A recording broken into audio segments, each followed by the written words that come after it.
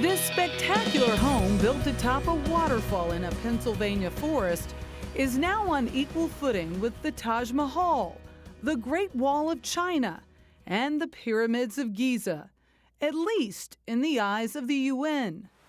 Fallingwater was designed by famed American architect Frank Lloyd Wright, and this week, Fallingwater and 7 other Wright buildings were added to the UNESCO World Heritage list, sites that are singled out for their value to humanity. He's one of America's first great cultural exports. And so this inscription on the World Heritage List is really a recognition of that seminal contribution that Wright made. Simply put, our buildings, our world, our homes, even our landscapes and our cities might not be the same without Frank Lloyd Wright's work.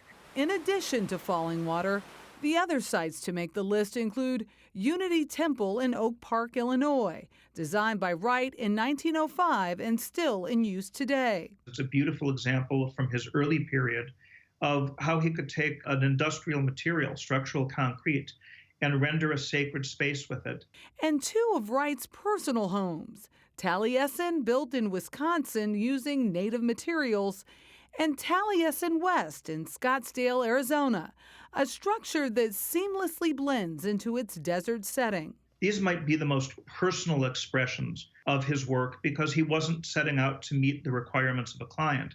In fact, as his own homes, they also served as his studios, as the place where he would educate apprentices. The other sites include LA's Hollyhock House, Madison, Wisconsin's Herbert and Catherine Jacobs House, an intentionally low-cost residence built during the Great Depression, and Chicago's Frederick C. Roby House, and perhaps Wright's most well-known building, New York's revolutionary Guggenheim Museum, designed by Wright in 1943 and finished in 1959, 6 months after his death. When we look at buildings that were built 100 years ago or even a shorter time, we tend to think of those buildings as maybe less important than they actually are.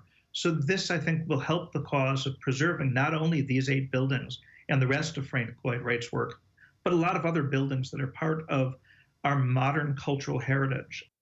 Simply gorgeous. Yeah, right?